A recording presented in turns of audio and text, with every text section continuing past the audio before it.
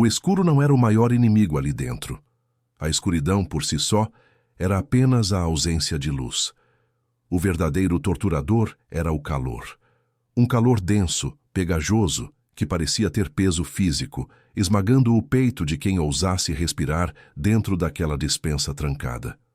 O ar cheirava a grãos velhos, a madeira apodrecida e agora ao odor acre do medo e do suor seco de uma mulher que não bebia uma gota de água há 48 horas. Isaura estava sentada no chão de terra batida. Suas mãos, antes firmes e ágeis para costurar sedas ou preparar remédios, agora tremiam sobre o colo. Ela passou a língua pelos lábios. A sensação foi de lixa raspando em pergaminho seco. A saliva havia desaparecido. A garganta era um tubo de carne viva, inflamada, que pulsava uma dor aguda a cada batimento cardíaco. Não era apenas sede. Era o corpo humano entrando em colapso, célula por célula, implorando pelo líquido que lhe era negado por pura crueldade calculada. Mas a mente de Isaura, ao contrário de seu corpo, não estava definhando. Ela estava alerta, lúcida como o fio de uma navalha. Porque ela sabia que aquela sede não era um castigo por um prato quebrado ou uma resposta mal dada. Aquela sede era uma sentença de morte disfarçada, de punição disciplinar. O homem que girara a chave na fechadura daquela porta pesada de carvalho não queria corrigi-la. Ele queria silenciá-la. E a cada hora que passava sem água, o segredo que ela carregava se tornava mais pesado e, paradoxalmente, mais perigoso para os senhores daquela casa. Do outro lado da madeira, o som era inconfundível. Passos. Pesados, arrastados, marcados pelo ferro das botas e pela arrogância de quem detém o poder da chave. Tobias, o feitor, o homem que transformara a lealdade canina em uma arma letal. Isaura prendeu a respiração, ignorando a dor no peito. Ela ouviu a madeira do assoalho do corredor gemer sob o peso dele. Ele parou, exatamente do outro lado da porta. Ela podia quase sentir a respiração dele através das frestas. Uma presença maligna que esperava pacientemente que a sede fizesse o trabalho sujo que suas mãos não podiam fazer à luz do dia. Ele estava ouvindo. Tobias queria ouvir o som da fraqueza, um gemido, um pedido de súplica, talvez o baque de um corpo desmaiado. Mas Isaura mordeu o lábio inferior até sentir o gosto metálico de sangue, o único líquido que lhe restava. Ela não daria a ele esse prazer. O silêncio na despensa era sua única armadura, e ela a vestiria até o fim. Mas o que Tobias não sabia era que o silêncio de Isaura não protegia apenas a ela mesma. Ele era a represa que segurava um escândalo capaz de destruir o império daquela fazenda. Se você acha que a escravidão era apenas sobre trabalho forçado e chicote, você não conhece a profundidade das trevas que habitavam as casas grandes do Vale do Paraíba no século XIX. Havia venenos que não eram comprados em frascos. Havia traições que ocorriam sob o dossel de camas de jacarandá, enquanto rosários eram rezados na sala de estar. E às vezes, a única testemunha da verdade era aquela que ninguém enxergava como humana. Antes de continuarmos a descer os degraus desse inferno particular, eu preciso que você faça algo. Essa história foi enterrada por décadas. Se você quer que a verdade venha à tona, inscreva-se no canal agora. Deixe sua nota de 0 a 10 nos comentários sobre a coragem que você veria nessa mulher. Vamos expor o que a história tentou apagar. A atmosfera na fazenda Santa Eulália não era de paz. Era de um luto antecipado, viscoso e hipócrita. O comendador Almeida, um homem cuja voz costumava fazer tremer as paredes da senzala e do mercado de café, agora não passava de um espectro. Ele definhava em seu quarto principal, cercado por cortinas de veludo que bloqueavam o sol, vítima de uma doença que os médicos da corte chamavam de febres gástricas, mas que nenhum sangramento ou emplastro conseguia curar. Dona Constância, a esposa, jovem demais para o marido, bela de uma maneira fria, calculista, ela vagava pelos corredores com os olhos vermelhos, recebendo as condolências dos vizinhos e do padre, interpretando o papel da viúva inconsolável antes mesmo de o marido dar o último suspiro. Mas Isaura via. Isaura que servia os chás. Isaura que limpava os cristais. Isaura, que tinha permissão para entrar nos aposentos íntimos para trocar os lençóis sujos de suor frio do patrão. Havia 2 dias, na penumbra da cozinha, Isaura cometera o erro de ser observadora.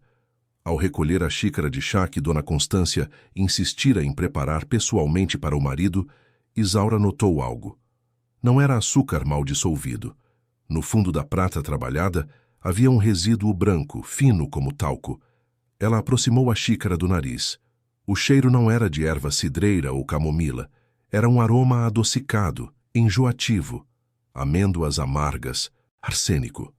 O veneno dos reis e das esposas impacientes. Uma substância que mata devagar, imitando a cólera, imitando a fraqueza, corroendo o estômago e os nervos até que o coração simplesmente desista. Isaura sabia o que era aquilo. Ela vira o mesmo pó ser usado para matar ratos no celeiro anos antes. Naquela noite, ela tentou despejar o líquido na pia, num ato reflexo de salvar a vida do homem que a escravizava, uma ironia cruel que só quem viveu naquele tempo poderia compreender. Foi quando a mão de Tobias fechou-se sobre o pulso dela. Ele estava nas sombras, vigiando. O feitor não disse uma palavra de imediato. Ele apenas olhou para o resíduo na xícara, depois para os olhos arregalados de Isaura e então para a porta do quarto de Dona Constância. O pacto silencioso estava selado ali. Tobias era o executor, Constância a mandante. E Isaura? Isaura era o erro no cálculo. A ponta solta. Você viu demais, negrinha, ele sussurrou, com um hálito de tabaco e cachaça. Ele não a levou para o tronco. O tronco deixaria marcas, e marcas geram perguntas. Ele a arrastou para a despensa. Trancou a porta. E a sentença foi decretada. Sede. A morte por desidratação é limpa. Não deixa sangue. E quando encontrassem o corpo, diriam que ela adoeceu, que teve um mal súbito. O segredo morreria com a secura de seus órgãos. Agora, 48 horas depois, a realidade do plano de Tobias se manifestava na dor física de Isaura. A cabeça latejava como se houvesse um martelo batendo atrás de seus olhos. A pele de seus braços estava fria, apesar do calor do cubículo. Ela sabia que o fim estava próximo. A confusão mental começava a se instalar, trazendo imagens de rios, de cachoeiras, de chuva batendo no telhado. Alucinações cruéis. De repente, o som rasgou o silêncio da casa. A sineta do quarto principal. Não era um toque suave de chamado. Era um toque frenético, desesperado, o som de alguém que usa suas últimas forças para exigir atenção. O som ecoou pelos corredores de madeira, atravessou as paredes grossas de taipa e chegou até a despensa como um trovão. Do lado de fora, Isaura ouviu a mudança nos passos de Tobias. O ritmo lento e arrogante desapareceu. Ouviu-se o arrastar rápido de botas, uma corrida abafada. O feitor praguejou baixo. Aquele som não estava no plano. O comendador deveria estar em coma, ou morto àquela altura. A dose na água da noite anterior deveria ter sido a final, porque ele ainda tinha forças para tocar a sineta. Ele quer ela. A voz de Dona Constância chegou abafada até a despensa, mas a urgência no tom era clara. Ele está delirando, Tobias. Ele grita o nome da Isaura. Diz que só aceita as compressas feitas por ela. Ele recusa qualquer outra mão. O plano perfeito estava rachando. A teimosia de um velho moribundo era a única força capaz de enfrentar a conspiração. O comendador Almeida, em seu leito de morte, não confiava na esposa. Talvez o instinto de sobrevivência, aquela voz animal que grita dentro de nós quando o perigo se aproxima, tivesse finalmente acordado nele. Diga que ela fugiu. Diga que morreu. Tobias sibilou. Isaura colou o ouvido na madeira quente da porta. O coração dela, antes lento pela fraqueza, disparou numa batida dolorosa. Era a chance. A única chance. Eu tentei, a senhora respondeu, a voz tremendo de histeria contida. Ele diz que, se ela não aparecer em 5 minutos, ele vai mandar chamar o delegado da vila. Ele diz que sabe que há algo errado nesta casa. O som da chave girando na fechadura foi como um tiro. Clac, clac. A tranca cedeu.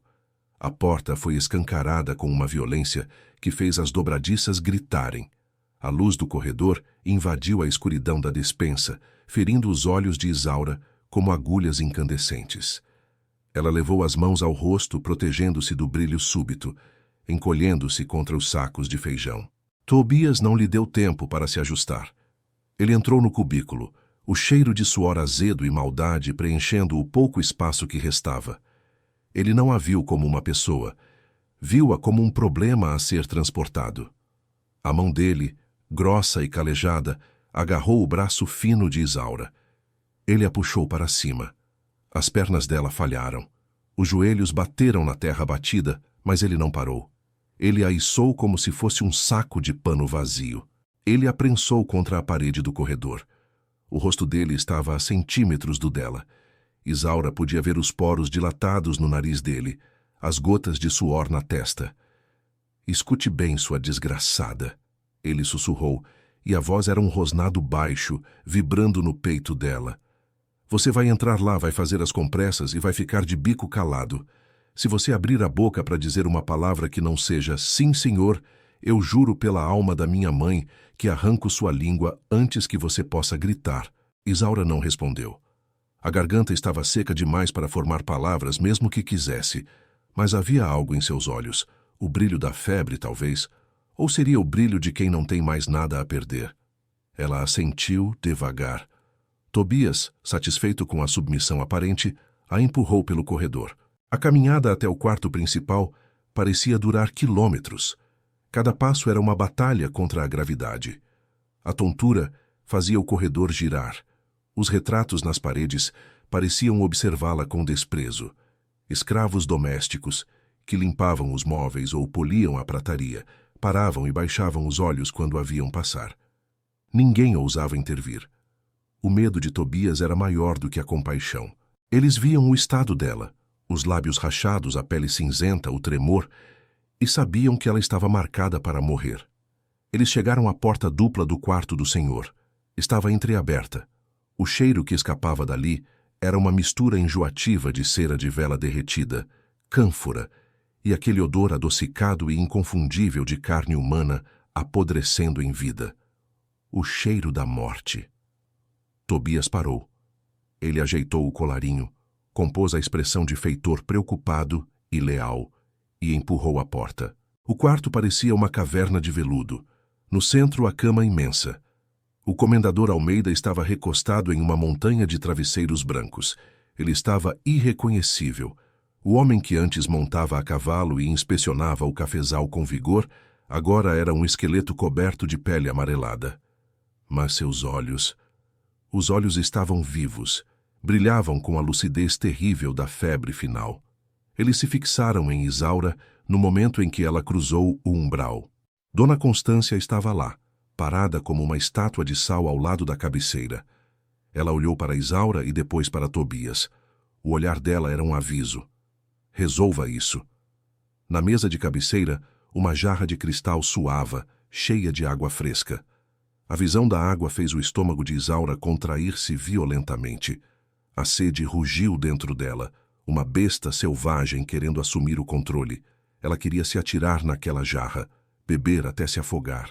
Aí está ela. A voz do comendador saiu rouca, quebrada, como folhas secas sendo pisadas. Por quê? Por que demorou tanto, menina? Onde esconderam você? O velho tentou se erguer, mas a fraqueza o puxou de volta. Ele olhou para o estado deplorável de sua escrava favorita. Ele viu a sujeira, viu a secura na boca dela, e por um segundo, a névoa da doença se dissipou. A inteligência do homem de negócios, o homem que construíra aquele império, faiscou. Constância adiantou-se rápido, cortando o ar com sua saia de seda. Ela estava indisposta, meu marido. Fugiu de suas obrigações. Ficou escondida no mato, a ingrata. Tobias teve que trazê-la à força para lhe servir.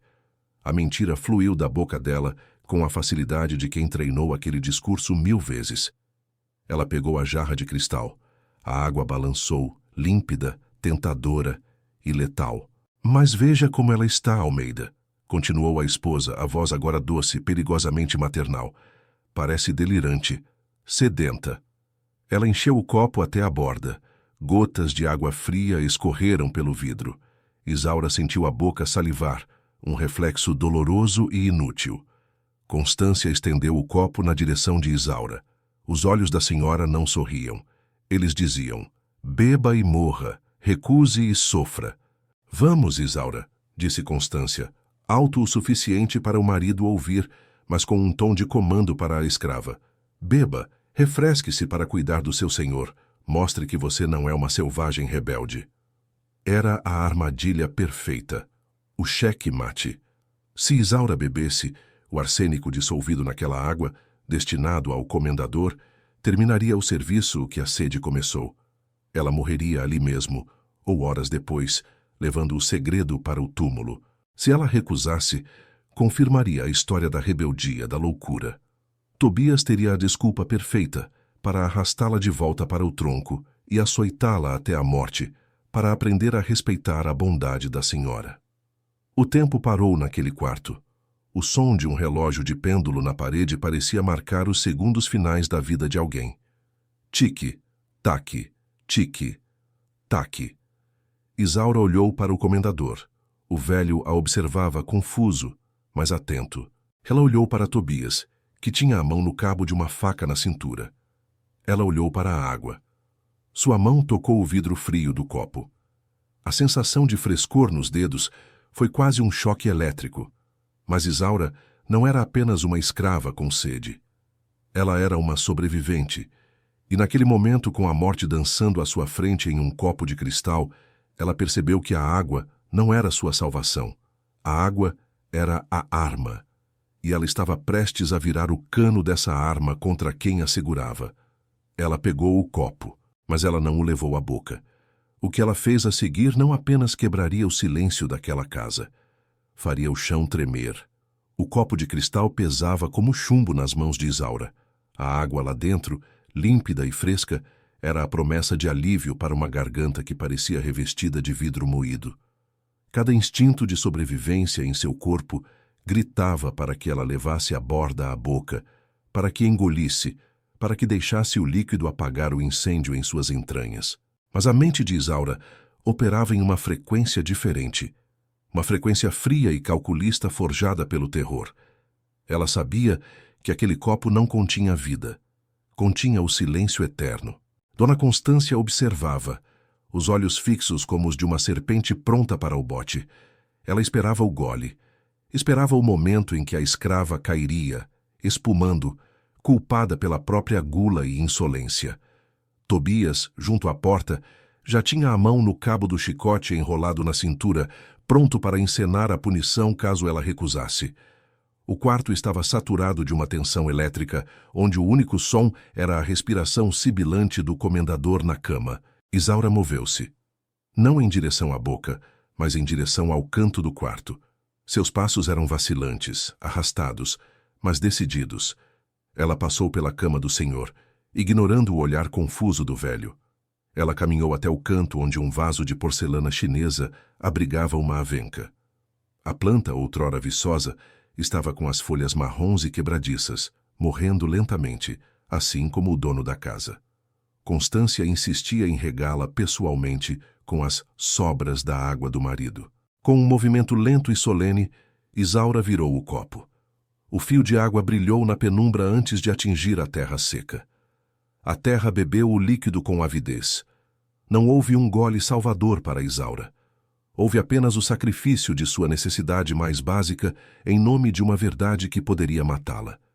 Ela sacudiu as últimas gotas do cristal, virou-se para o leito e encarou o comendador. A garganta dela doía tanto que a voz saiu como o som de pedras se arrastando.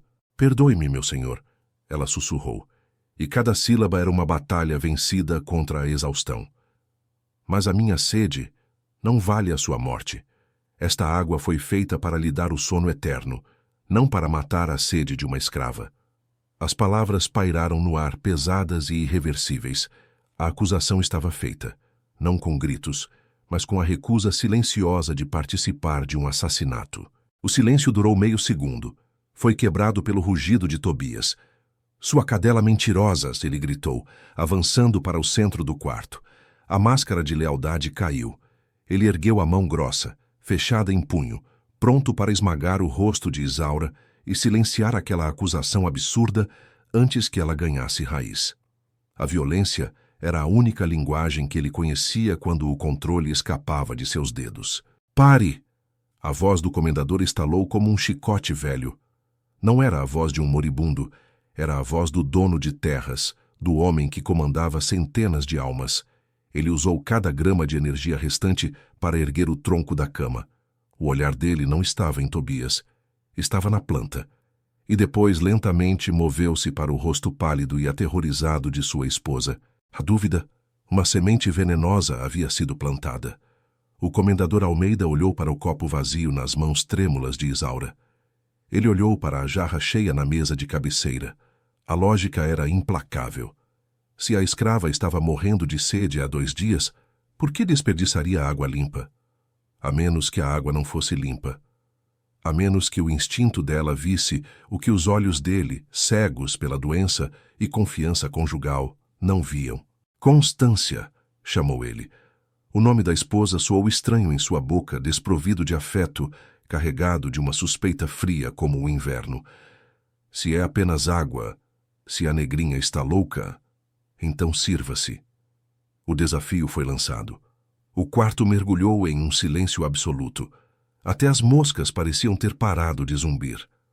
O comendador apontou para a jarra de cristal. "Beba, minha esposa. Refresque-se." A reação de Dona Constância foi a confissão que nenhum tribunal precisaria. O sangue drenou de seu rosto, deixando-a com a cor de cera velha. Os olhos dela, antes arrogantes, agora buscavam uma saída, saltando de Tobias para a porta, da porta para a jarra. Ela sabia a dosagem. Ela sabia que aquele líquido corroeria suas entranhas antes do amanhecer. Ela recuou um passo, as sedas do vestido farfalhando como aviso de perigo. Eu não tenho sede", gaguejou ela, a voz fina e estridente.